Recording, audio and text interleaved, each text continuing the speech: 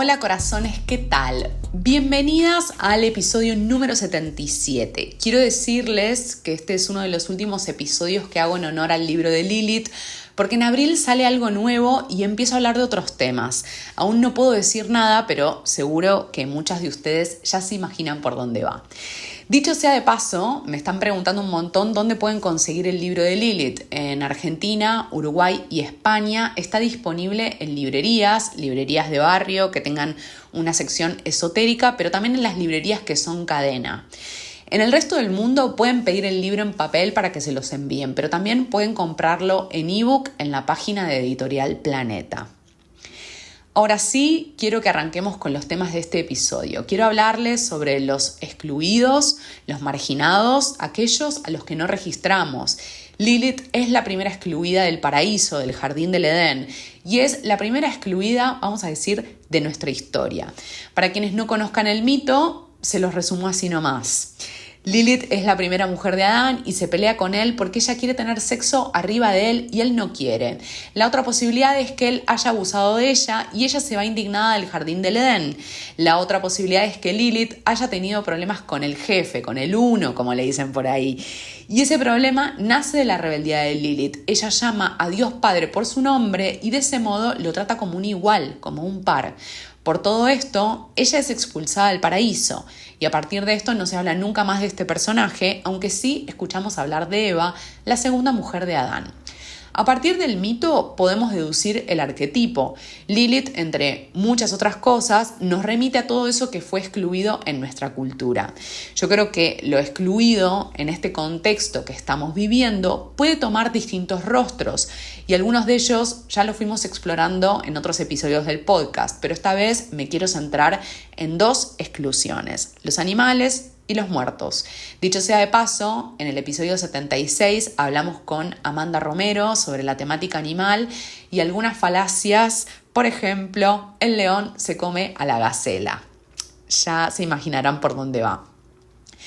Entonces, respecto al vínculo entre la astrología y los animales, no sabemos bien cuándo nace la astrología, pero sí sabemos que los seres humanos han sentido fascinación por el cielo desde los orígenes de los tiempos, desde siempre. Me atrevo a decir que toda cultura tiene su astrología, porque toda cultura mira al cielo y arma relatos que le permitan atravesar las experiencias de cada día o de cada etapa de la vida. También sabemos que zodíaco significa rueda de los animales y que aparecen una serie de figuras que son mitad humanos, mitad animales. Eso ya dice bastante. También sabemos que el cálculo del zodíaco tropical se hace en base a los solsticios y los equinoccios, momentos donde cambian las estaciones, cambia el clima, cambia la flora y la fauna y también cambian nuestros estados de ánimo. Yo creo que la astrología tiene la potencia para recordarnos que somos animales humanos y que formamos parte de la naturaleza, que la naturaleza no es algo externo, aunque solemos pensarlo en esos términos. Y creo que uno de los problemas que tenemos en la actualidad es que vivimos la astrología muchas veces como un ejercicio de masturbación intelectual, lleno de palabras, con muchas categorías, muchas pantallas y una gran desconexión de los cuerpos y los ciclos que nos atraviesan. Pero la astrología es muchísimo más que eso, tiene una gran potencia simbólica, nos reconecta al cosmos, le devuelve la magia a este mundo de objetos inanimados y además nos recuerda que somos animales. Yo creo que por eso nos fascinamos con ella y la investigamos con tanta pasión, aunque esta motivación sea en gran medida inconsciente. Sabemos que el 2020 fue un antes y un después, que algo se rompió, pero también en esa ruptura algo se abrió. Por esos años proliferaron las cuentas en redes sociales que hablaban sobre mediumnidad, pero además se empezó a hablar de la comunicación con animales, especialmente con perros y gatos, los animales que tenemos más cerca. Durante el primer tiempo del confinamiento hubo récord de adopción de animales. Las personas encerradas en sus casas sintieron la necesidad de tener algún peludo, algún animalito cerca al que abrazarse y con el que mirar series. Si a eso le sumamos que muchas personas rechazan la maternidad, la paternidad, los animales domésticos pasaron a ocupar un lugar central en la vida de la generación millennial. Los gatos y los perros son nuestros bebés, nuestros bebitos, nuestra familia. Pero además, más allá de que en términos generales los millennials, las millennials pensamos que somos la primera generación que hizo todo, no es así, pero bueno, es algo que nos decimos habitualmente. Hay una gran cantidad de ejemplos míticos sobre el vínculo de los animales con las mujeres, porque estos siempre fueron los mejores amigos de las brujas. Y voy a citar a algunos que me gustan mucho. Hécate vivía con sus perros negros en el bosque con sus lobos. Circe, la hechicera, estaba rodeada de felinos. Lilith aparece en algunas representaciones rodeada de animales, sobre todo en las representaciones en las que queda asimilada a Inanna o Ishtar, pero tal vez no es algo que aparece en el mito más difundido, donde ella es expulsada del paraíso, se pelea con Dios y con Adán, etc. Entonces, en términos generales, los relatos bíblicos ponen a los animales en un lugar de sufrimiento. Si los antiguos hacían sacrificios humanos y animales, el judaísmo prohíbe los sacrificios humanos, pero sostiene la figura del chivo expiatorio y el Cordero de Dios que será sacrificado. Y acá aparecen algunas cuestiones a elaborar. El ser humano es el guardián y el custodio de la vida en el planeta Tierra, pero también es la máxima creación de Dios, con lo cual muchas veces se arroga el derecho de disponer de la vida de otros animales. Recordemos también que el pueblo judío no era agricultor, sino pastor, con lo cual eso también va a marcar un vínculo con los animales y la mirada que tienen del tiempo, que es bien distinta a la que puede tener un pueblo agricultor. Con el tiempo, los judíos se convirtieron en comerciantes de los centros urbanos porque tenían prohibido ser dueños de tierras y de propiedades en general, por eso se empezaron a dedicar al comercio. De todas estas cuestiones económicas y productivas podemos deducir su mirada sobre el mundo, su forma de vivir la espiritualidad también. Y esto es algo que podemos aplicar al judaísmo, pero también lo podemos aplicar a la religión griega, a la religión romana, etcétera, las distintas culturas. Después del judaísmo, en términos históricos, aparecen el cristianismo y el catolicismo, que heredan buena parte de este legado. Recordemos que Jesús, María y Magdalena eran judíos también y, de hecho, Jesús fue pensado como un cordero que Dios sacrifica. Jesús también fue un chivo expiatorio, el animal, el chivo al que se le tiran piedras y es asesinado para que la sociedad libere cargas y pueda seguir con su vida normalmente. Jesús fue asesinado por rebelde frente a la autoridad del Imperio Romano, pero también tenía sus enemigos dentro de la institución judía. La verdad es que hacían fila para matar a Jesús. Jesús cuestionaba que la religión se hubiera alejado del pueblo, de los pobres, y se hubiera convertido en un comercio o en una religión para los ricos. De ahí viene ese famoso episodio bíblico en el que Jesús echa a los fariseos del templo y no lo hace amorosamente, lo hace a las patadas. Yo no tengo dudas que Jesús era un personaje apasionado de lo suyo y probablemente también se indignaría ante la crueldad del mundo. Por eso creo, y esta es mi hipótesis de trabajo últimamente, que Jesús es un varón lilitiano, uno que buscaba darle voz a aquellos que fueron excluidos, las mujeres, los pobres, los sucios, los marginados, mismo él fue un excluido.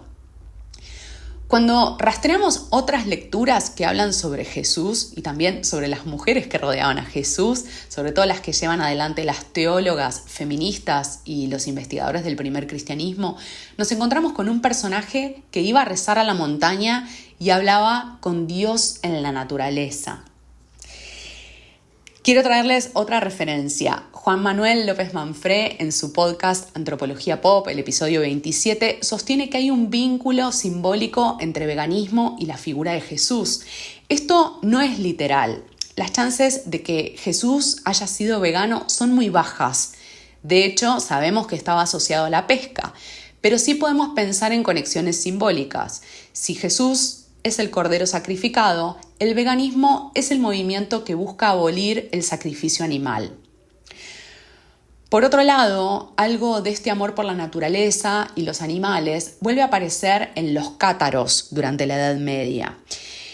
Sobre los cátaros hablamos en el episodio de los unicornios que hicimos con Marisa Ventura en este podcast, que lo pueden ir a buscar. También aparecen algunas referencias más amorosas a los animales, por ejemplo con San Francisco de Asís, pero la verdad es que no es una temática muy extendida en el catolicismo. Y acá me interesaría hacer una diferenciación entre cristianismo y catolicismo. Yo creo que el catolicismo sería algo así como la versión oficial e institucionalizada del cristianismo.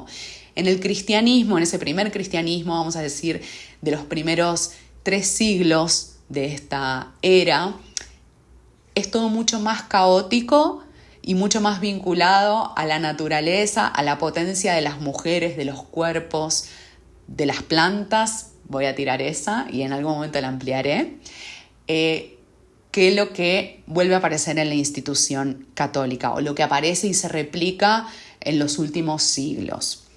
Entonces, los animales como inferiores a los humanos forman parte del legado oficial judío y católico y también de la cultura occidental moderna.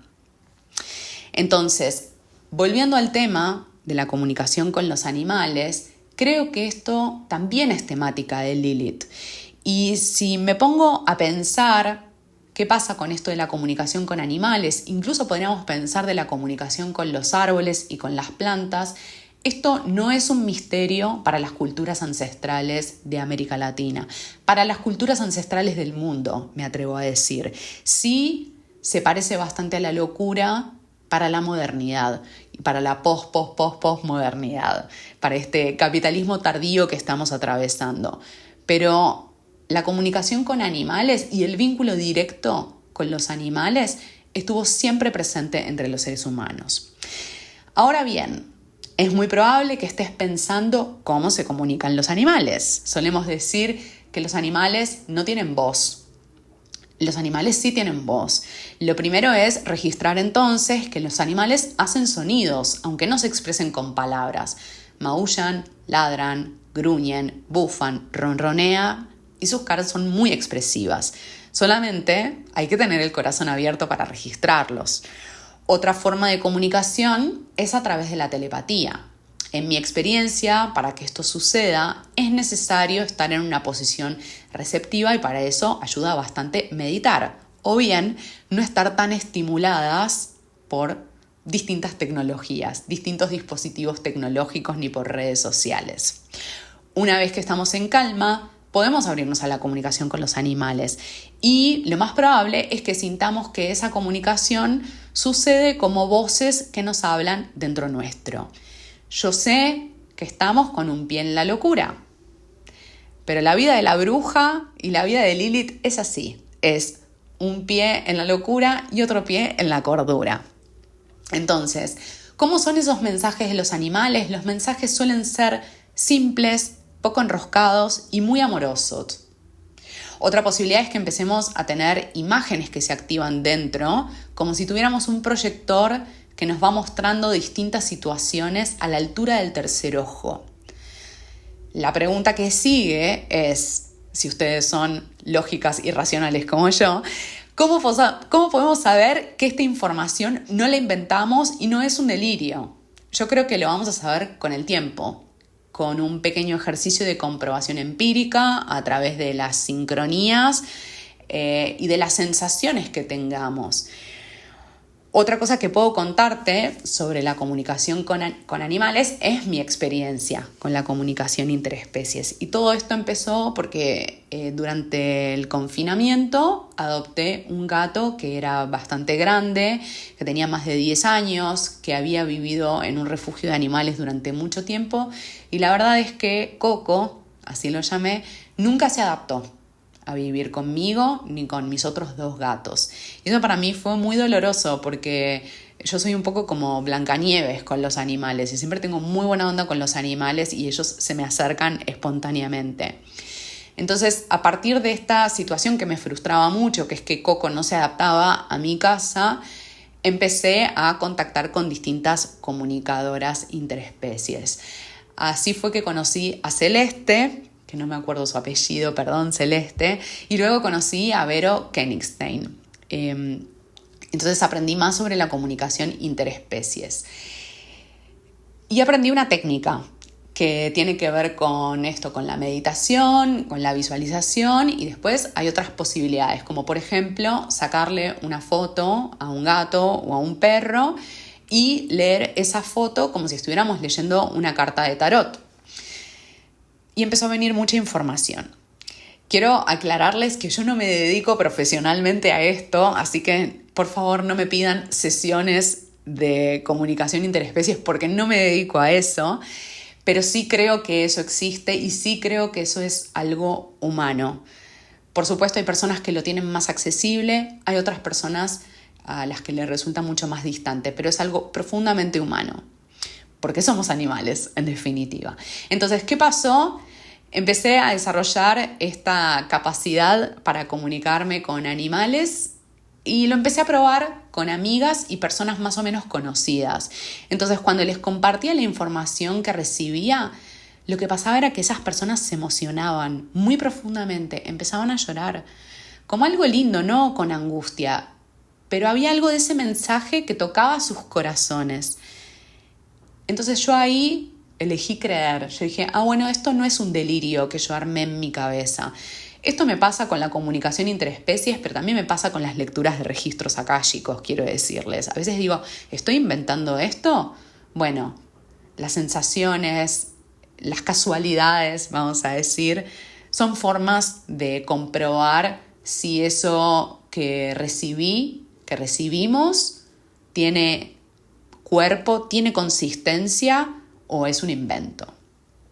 Quiero decirles que siempre conservo cierto escepticismo sobre este tipo de prácticas, incluso cuando soy yo misma la que lo está haciendo, porque sé que es muy fácil tergiversar los mensajes y ponerle relleno. Y quiero decirles que tampoco estoy haciendo lecturas de registros akáshicos, por las dudas. Bueno, entonces, antes de pasar a lo que sigue, me gustaría que revisemos esa idea que sostiene que los animales no tienen alma. Esto está bastante extendido dentro del esoterismo y yo no creo que sea neutral, creo que es parte de la mirada antropocéntrica. Suele decirse que los animales pertenecen a un grupo y ese grupo sí tiene alma, entonces es una suerte de alma colectiva. Pero quienes vivimos con animales sabemos que no todos los gatos ni los perros son iguales, que cada uno tiene su personalidad, sus gustos y sus hábitos. Me atrevo a decir entonces que cada animal tiene su alma. Lo que está más explorado en este mundo de la comunicación interespecies es la comunicación con gatos, perros y caballos, pero no hay tanta información sobre qué pasa con vacas, chanchos, peces, gallinas, pumas, tigres, zorros, etc. Yo creo que en este sentido lo más difícil es el vínculo con los peces, los reptiles y los anfibios porque no son mamíferos, con lo cual el grado de apertura que nos pide la comunicación con esos animales es muchísimo más alta, muchísimo más grande. Hay que abrir muchísimo el corazón. Y creo que la tendencia en general es tener el corazón cerrado, porque todo nos empuja a tener el corazón cerrado, ¿no? Lógicamente. Y desde ya que no tenemos información sobre qué pasa con vacas, con chanchos, porque son animales que están industrializados, que están esclavizados, y tampoco tenemos demasiado interés de meternos en qué les pasa a ellos, porque si no, lógicamente tendríamos que dejar de industrializarlos y someterlos. Hay algo de eso que también opera, por supuesto. Yo sé que mientras estoy hablando de comunicación interespecies, muchas personas están pensando en la gestión de este presidente actual de Argentina y la comunicación que hace una médica veterinaria con sus perros muertos o con los perros vivos, no importa, a esta altura creo que es lo de menos. Lo que voy a decirles es que, por lo que vi, ella usa la misma técnica que a mí me enseñaron, y lo otro que voy a decirles, y voy a insistir con esto, es que sería una pena que dejemos asociada a la comunicación interespecies, la comunicación con animales, con plantas, con la naturaleza, como algo asociado pura y exclusivamente a esta gestión de la crueldad, cuando es algo profundamente humano que estuvo siempre presente entre nosotros. Ahora quiero que hablemos de los muertos, que son los otros grandes excluidos de nuestra cultura. Y acá, otra vez, voy a traerles algo que observé durante los años de encierro, que es que la muerte estaba en todos lados y en paralelo mucha gente empezó a hablar con los muertos. Por esos años también empezamos a hablar bastante sobre el aborto y la eutanasia. Todas estas demandas sociales están vinculadas a una necesidad de resignificar la muerte. Nuestra cultura occidental no sabe cómo lidiar con la muerte y a la vez la muerte forma parte de la vida cotidiana porque no hay forma de escaparle y porque nuestro mundo es muy violento y no hacemos gran cosa por evitar esas muertes trágicas. Por supuesto que estoy hablando de la guerra, los femicidios y el ecocidio. Entonces, en esos años fue muy difícil escapar a la amenaza de muerte. La muerte estaba en todos lados, en los medios de comunicación, en la calle, cuando hablábamos con nuestras amigas, con la familia. Y en esos años empezamos a hablar de mediumnidad y contactos con los muertos mucho más que en otros momentos. Por momentos llegué a pensar si era algo de mi burbuja esotérica en la que estoy, mi nicho, mi ecosistema, porque definitivamente por esos años varias personas salieron del closet de la mediumnidad y en las redes sociales aparecieron muchas cuentas que hablaban sobre eso. Y esto es realmente significativo. La mediumnidad es uno de los temas de Lilith también porque ella habla con los que nadie habla, con los que están completamente excluidos de la vida cotidiana de este mundo secular y porque quien se atreva a comunicarse con los muertos será ridiculizado, medicado, encerrado o censurado. Un detalle histórico interesante, durante la Primera Guerra Mundial proliferaron los círculos espiritistas. Por esos años la gente se estaba muriendo de modo violento. Entonces podríamos decir que la angustia por la muerte de alguien querido hace que busquemos formas de seguir en contacto con esa persona. Entonces recreamos su presencia en sueños, en la sensación de que esos seres están en casa y se hacen presentes a través de las señales y las sincronicidades. Yo creo que esta explicación es insuficiente, pero es la única respuesta que nuestra cultura puede dar a la muerte y a este tipo de eventos y fenómenos. Otra posibilidad es que creamos que este tipo de percepciones son parte de un trastorno de personalidad, un problema de salud mental, o bien que estemos bajo los efectos de algún tipo de sustancia. Podríamos hablar un largo rato del vínculo entre problemas de salud mental, trastornos de personalidad, vamos a decir, y lo voy a decir entre comillas, no me van a ver, trastorno del espectro autista y el vínculo con todo este tipo de comunicaciones. Eso es como para hablar muchísimo más. Pero brujas y neurodivergencia son dos mundos que se cruzan, que se conectan. Entonces, siguiendo con el tema de los muertos, la cultura occidental dice que nos morimos, nos convertimos en abono y de esa tierra fértil nacen plantas nuevas.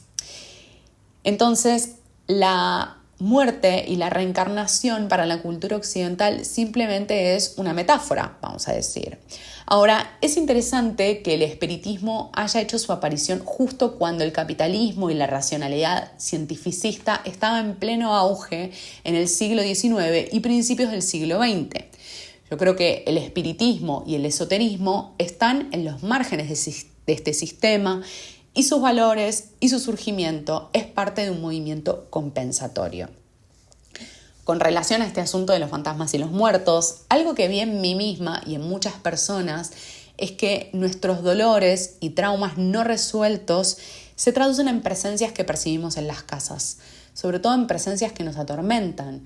Cuando elaboramos la dimensión psicológica del trauma, esas apariciones suelen calmarse. A veces eso es insuficiente y necesitamos hacer movidas más grandes, como por ejemplo llamar a una bruja para que venga a limpiar la casa. Entonces, además de la interpretación psicológica, donde los fantasmas que percibimos son expresión de nuestros fantasmas internos, también creo que esos seres se hacen presentes de verdad y que tienen sus propias formas de existir, que tienen, vamos a decir, capacidad de agenciamiento. Entonces, comunicarnos con estos seres nos pide abrirnos a la otredad, a la diferencia. Cuando Lilith tiene fuerza en nuestra carta natal, tenemos una gran apertura a comunicarnos con estos seres desencarnados. Así como podemos comunicarnos con animales y con árboles, también es probable que podamos comunicarnos con los muertos. Y voy a hacer una pequeña aclaración. En el caso de que te resulte una idea tentadora hablar con los muertos y no sepas cómo hacerlo, te voy a pedir que por favor no juegues al juego de la copa como hice cuando era pequeña y morí de miedo. No, ni llego a contemplar la cantidad de seres que quedaron en mi casa de la infancia, te quiero decir. Nunca sabemos a quiénes estamos llamando y a los espíritus les encanta hacerse pasar por otros. Quiero decirte también que si los muertos tienen algo para decir, lo vas a saber porque van a aparecer en sueños o van a pasar cosas en tu casa que llamen tu atención. No hace falta que los llames. De hecho, las brujas que hablan con los muertos dicen que no los convoquemos, que los dejemos ir. Si ellos se presentan, es otra cosa. Y quiero aprovechar para mandarles un beso y un abrazo muy grande a dos amigas que quiero muchísimo. Una es Eva Espina y la otra es Vivi Holz, porque ellas fueron parte fundamental de esto que les estoy compartiendo, de esta investigación que les estoy compartiendo.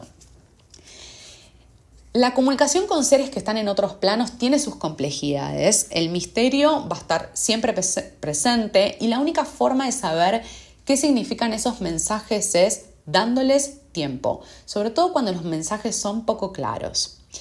Hay un libro que me gusta mucho, de una autora que me gusta mucho, que se llama Vinciane Desprez. En su libro A la salud de los muertos, la autora cuenta que hay historias de gente que tomó decisiones por cosas que dijeron los muertos en sueños. Por ejemplo, se muere la abuela y se pone en venta la casa. La abuela aparece en sueños indignada y dice que quiere que la propiedad sea habitada por alguien de la familia. Mi pregunta es, ¿vos qué harías? ¿La vendés o le haces caso a la abuela? Yo, aunque la mediumnidad no sea ciencia, le haría caso a la abuela. No tengo ningún tipo de duda al respecto. Y algo más que quiero traerles es que a veces pienso que las constelaciones familiares podrían ser pensadas como sesiones de espiritismo con un marco terapéutico. De hecho, el creador de las constelaciones familiares de este sistema, vamos a decir, es Bert Hellinger, un teólogo, un hombre de religión. Entonces podemos imaginar que siendo teólogo creyera en la existencia de seres que están en otros planos. A su vez, las constelaciones familiares están muy vinculadas a la teoría sistémica. Cada sistema tiene su orden, roles bien establecidos para cada individuo y también sus jerarquías. Si no incluimos a los hijos no reconocidos, a los no nacidos, a los locos, a los que denuncian, a los que son acusados de conflictivos, a los que encarnan básicamente la fuerza de Lilith, el sistema familiar está desordenado y aparece el dolor.